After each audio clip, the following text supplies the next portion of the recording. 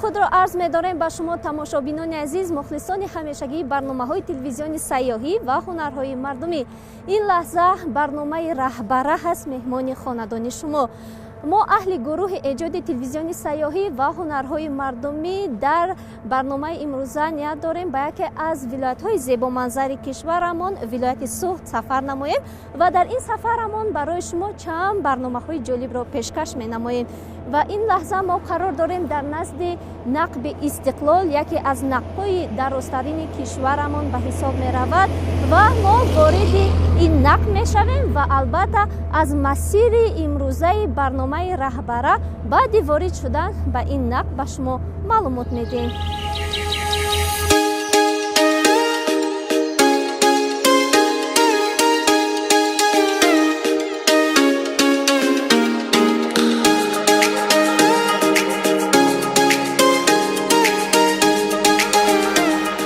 иқтисодиёти ҷумҳурии тоҷикистон аз бисёр ҷиҳат ба ҳолати роҳҳо вобастагӣ дорад.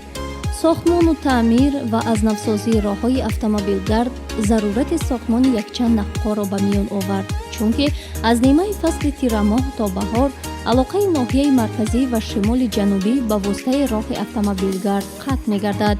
чунин ҳолат барои ҷумҳурӣ зарурати сохтмони нақби истиқлолро ба миён гузошт, ки он дар аввал бо номи анзоб маъмул буд.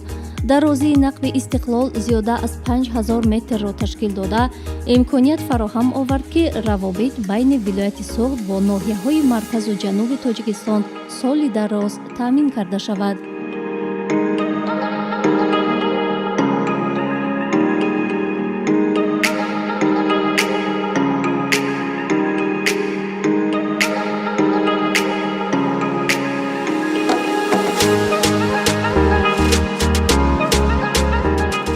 بینندگان عزیز، ما الکی از نقب استقلال بیرون برآمدیم و به نخستین ناحیه ولایت سوخت، ناحیه عینی وارد شدیم. یادرس میشویم که مسیر انتخاب نموده امروزمان این از نقب استقلال تا نقب شهرستان می باشد که به فکرم زیاده از 80 کیلومتر را در بر میگیرد. فقط ما را همراه باشید.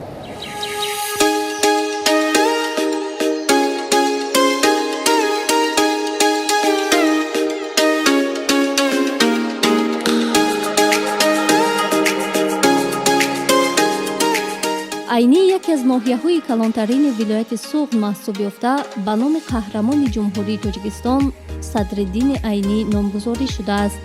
маркази он шаҳраки Айнӣ мебошад. он 23 ноябри соли 1930 таъсис ёфта, масоҳати умумии ноҳияи Айнӣ 5158 километр мураббаъро ташкил дода, дорои 8 ҷамоат мебошад.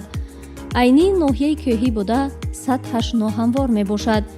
қисми онро аз шарқ ба ғарб қаторкӯҳҳои Зарафшон ва Ҳисор бурида мегузаранд.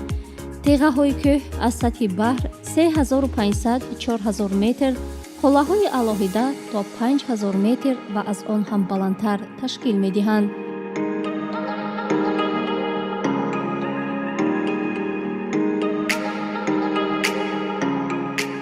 ҳангоми ҳаракат бо нақлиёт маълум гардид, ки роҳи автомобилгард ҳамвору мунфаш буда, барои ронандагони автомобил ва мусофирон қулай ва барҳаво аст. бинандагони азиз, ҳалакай мо чанд деҳаи ноҳияи Айниро гузаштаем ва боиси зикр аст, ки роҳ инҷо хеле хуб аст, хеле ҳамвор аст. маълум аст, ки аз навсозӣ гардидааст ва албатта диққати маро ҳамин шаршараи хеле зебо ба худ ҷалб намуд ва ман ба хотири акс гирифтан дар назди ин шаршара аз дохили нақлиёт фуромадам.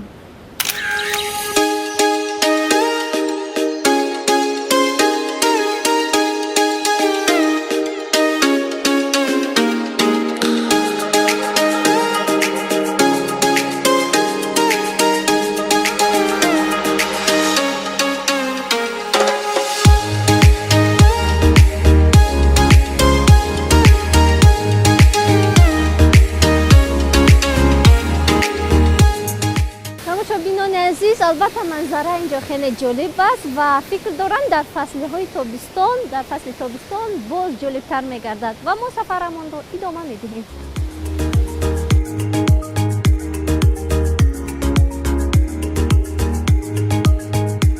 яке аз мавзеъҳои дигари ҷолиби ноҳияи айнӣ ин ҷамоати шаҳраки зарафшон ду ба ҳисоб рафта ҳангоми ҳаракат дар ин масир манзараи ҷолиберо мушоҳида намудем.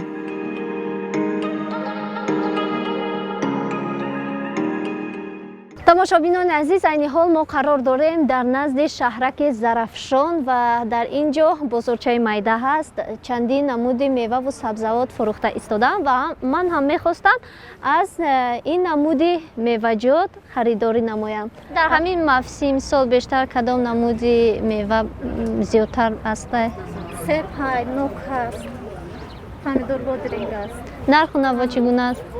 Мешавад себ 5 ман, нук 10 сомона, хурмо 3 сомона, анор 10 сомона.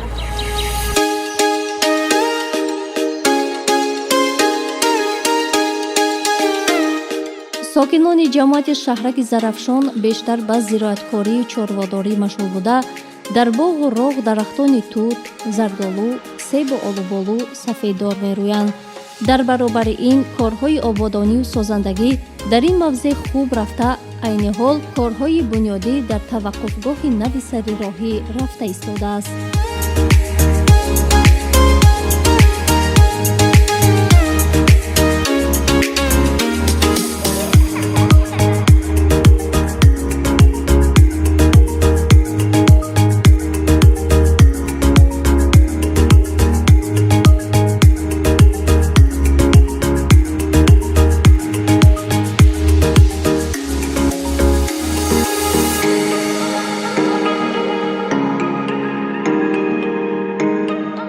тамошобинони азиз, ёдрас мешавем ки чун шаҳраки зарафшон сари роҳ ҷойгир аст ва мо вориди ин шаҳрак шудем. Дар ин ҷо корҳои ободониву созандагӣ хеле хуб ба назар мерасад ва мо аз ҳамин боғи зебо ҳам дида намудем ва аз рӯи гуфти сокинони ин минтақа дар фаслиҳои гарм, махсусан дар фасли тобистон, дар ин ҷо меҳмонон, сайёҳон ҳам хеле зиёд ба назар мерасанд.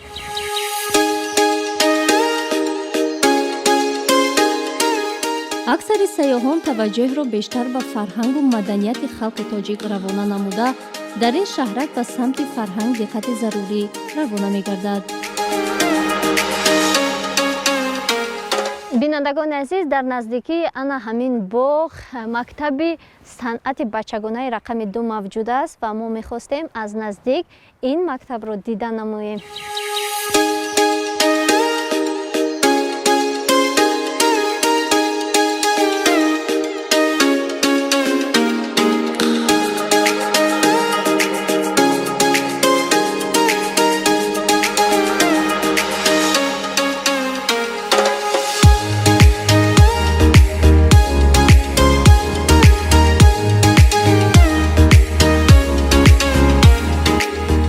бояд гуфт ки пешрафти саноат имрӯз дар мадди аввал истода, ноҳияи айнии мавзеъест ки аз кони табиии ангишсанг бой мебошад ва аксари ҷумҳуриро бо ангиш таъмин менамояд.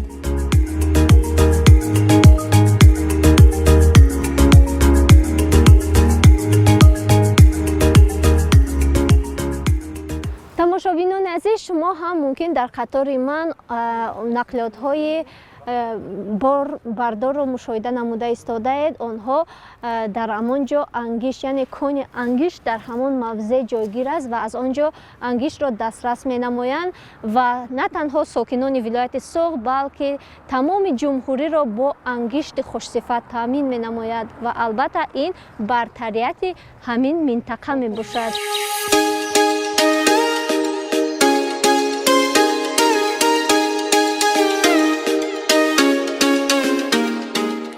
лозим ба ёдоварист ки ҷамоати шаҳраки зарафшон 2 яке аз аввалин мавзеъҳои сарироҳии ноҳияи айнӣ буда диққати моро ба худ ҷалб намуд.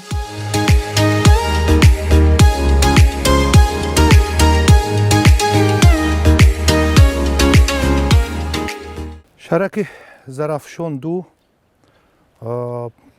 3200 нафар аҳолӣ зиндагонӣ мекунанд. дар ин ҷо корхонаҳои саноатии муштараки анзоб фаъолият мекунад. корхонаи саноатии шахта фониағно фаъолият мекунад ки аҳолии ҳамин барои ҳарду ҳамин کارخانه صنعتی خدمت میکنند. شهرک زرافشان 2 در شاهراه دوشنبه چناق جایگیر است. به واسطه در فصل تابستان که در این مکان اسکندر کول و کول علاودین که در بین شهرک زرافشان جایگیر است، سیاحان آمده از بازار میوه بازار خریداری میکنند و در همین مکانی که ما اینجا سخن گفته ایستادیم در همینجا در فصل تابستان کمی استراحت میکنند. برای سیاحان مغازه های تجارتی وجود دارد، بازار وجود دارد، بازار میوه هست، مهمانخانه های شخصی و دولتی وجود دارد. برای سیاحان تمام شرایط در همین شهرک زرافشان مهیا کرده. مقامات اجرایی کمیته دولتی ناحیه تصمیم گرفتند که برای همین سیاحان در شاهراه همین چناق دوشنبه زیاده از 60-70 تا حاجتخانه های زمانوی ساختگی هست. آینده صاحبکارا تصمیم گرفتند که در همین شهرک برای سیاحان مهمانخانه های زمانوی و خانه های شخصی هم هست. خانه های شخصی هم هست برای قبول و گسیل سیاحان آماده هستند، شرایط خوب مهیا کرده هستند. لیکن صاحبکاران تصمیم گرفتند که تا 35 سالگی زیاده از 4-5 در همین شاهراه در همین موضع خود شهرک خانه های مهمانخانه های زمانوی با تمام تجهیزاتش مجهز کرده و استفاده میدهند.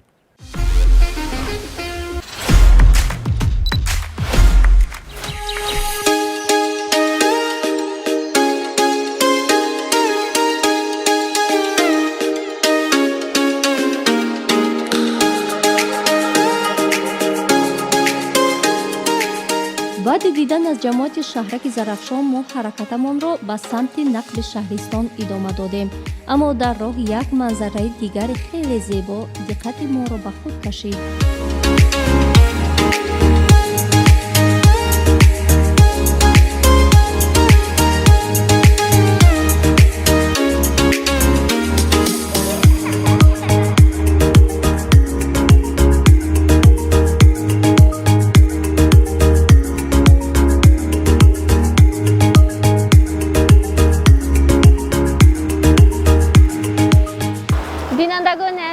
واقعا طبیعت ناتکراری ولایت سوخت مرا مفتون ساخت و از اینجا خلاصه برآوردن ممکن است برای تخیلات هر یک انسان همین طبیعت بسیار هم فایده آور است. و عین حال ما قرار داریم در موضع قمر که من برای سیاحان در فصلهای گرم این موضع رو برای سیاحت توصیه میدم، زیرا آن واقعا هم خیلی دلفریب است.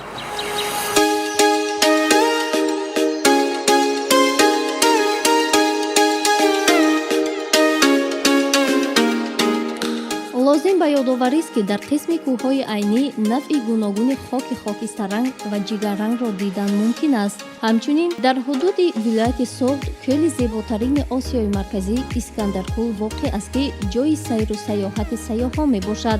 اما مسیر انتخاب نموده ما سمت دیگر را تشکیل داده، راه انتخاب نمودهمان ما را به دره عینی آورده در اینجا از آشخانه دیدن نمودیم و همزمان خوراک را استعمال کردیم.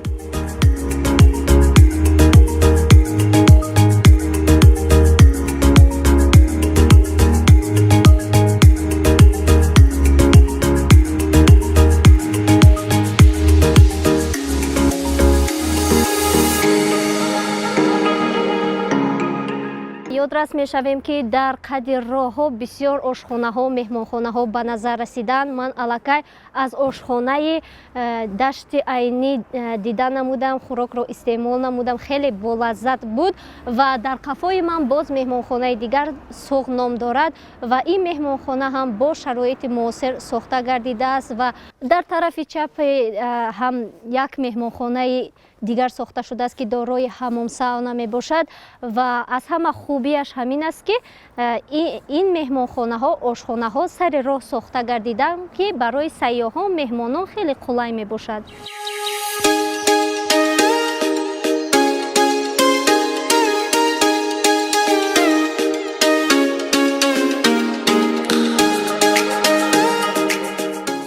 ба ёдоварист, ки баҳри шароити мусоид фароҳам овардан барои сайёҳону меҳмонон дар сари роҳ ҳар гуна ишораҳо бо номҳои мавзеъҳо гузошта шуданд. ҳамчунин дар роҳ якчанд ташнобро дар мавзеъҳои зарурӣ мушоҳида намудем.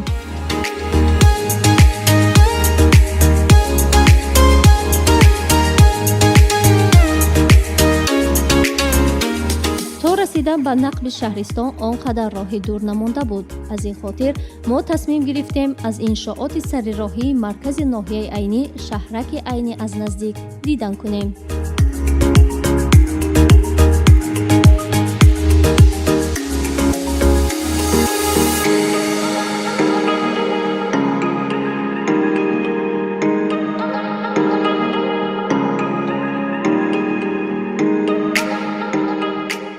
бинандагони азиз, мо аллакай ба маркази ноҳияи айнӣ расидаем ва маълум аст ки марказ аз дигар мавзеъҳо фарқкунанда мебошад. дар ин ҷо биноҳои зебои баландошёна бо шароити муосир ба назар мерасад ва парчами давлатии ҷумҳурии Тоҷикистон ки ба фикрам зиёда аз 40 метр дарозӣ дорад, баландӣ дорад, дар ин ҷо парафшон намуда истодааст.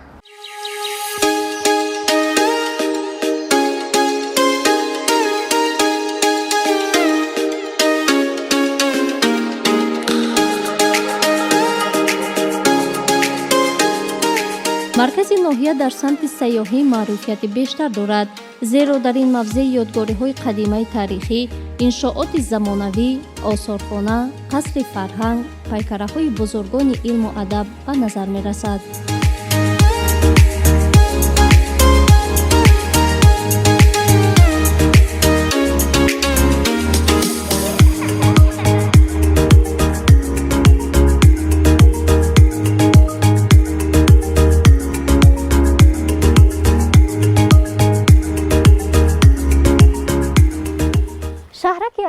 бо ҳамин манора, яъне варзи манор хеле маъмуру машҳур мебошад. баландии ин манора 13.5 метрро ташкил медиҳад ва аксари сайёҳону меҳмононе ки ба шаҳраки айнӣ ташриф меоранд, ҳатман аз ин манора дида менамоянд, акс мегиранд дар пеши ин, зеро тарзи сохтмони ин манора хеле ҷолиб аст.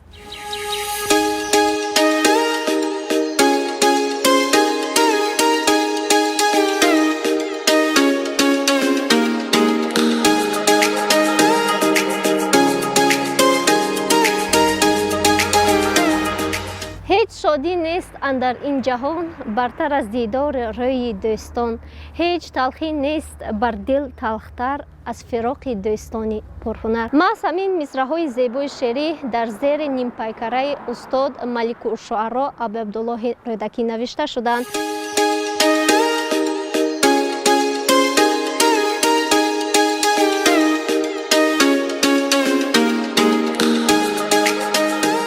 президенти кишвар муҳтарам Эмомалӣ Раҳмон ба ноҳияи айнӣ таваҷҷӯҳи махсус зоҳир намуда, маҳз бо талошҳои ҳукумати кишвар дар маркази ноҳияи айнӣ чандин иншооти замонавӣ бунёд шуданд ва яке аз чунин биноҳо қасри фарҳанг мебошад, ки бевосита бо иштироки роҳбарияти кишвар мавриди баҳрабардорӣ қарор дода шудааст.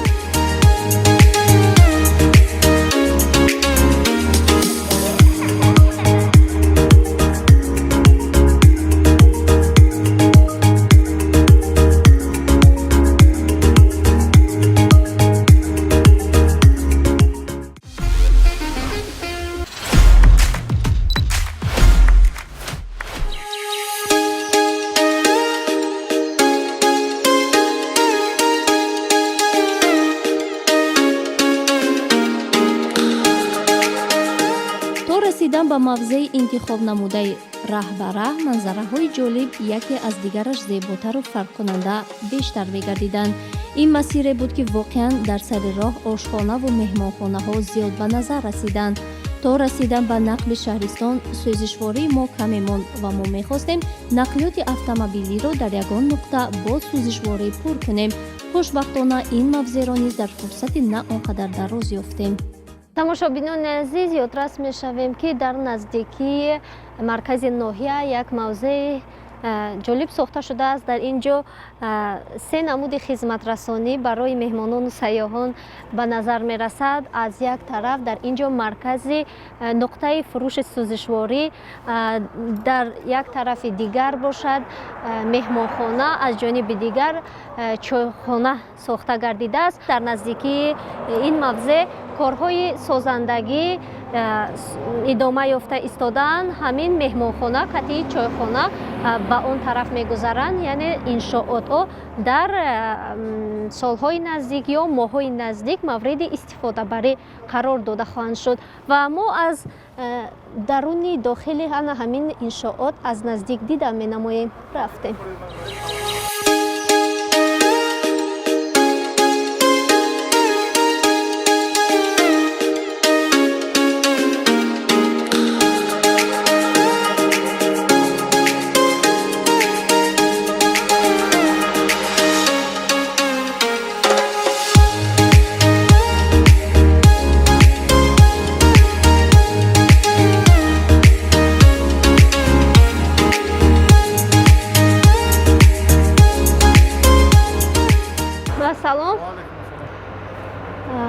ин фрутҳо, зардолуҳо ҳама аз куҷо бошанд?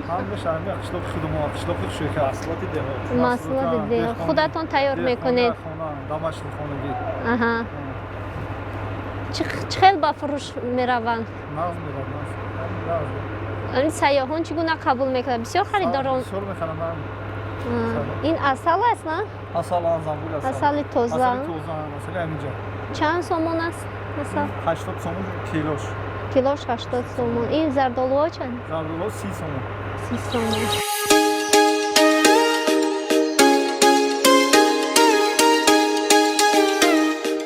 воқеан ноҳияи айнӣ бо таровату зебоӣ, рушди инфрасохтор, адибони илму адаб, сокинони меҳмондӯсту меҳмоннавоз, шароити хуби сайёҳӣ дар хотираву дар дили ман ҷой гирифт.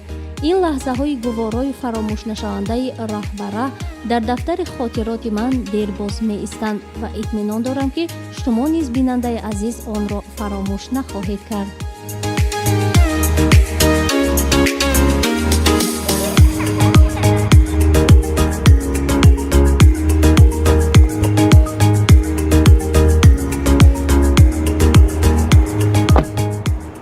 тамошобинони азиз, ниҳоят мо расидем ба нуқтаи охирони интихоб намудаамон дар барномаи имрӯзаи раҳбара ва он ҳам бошад нақби шаҳристон.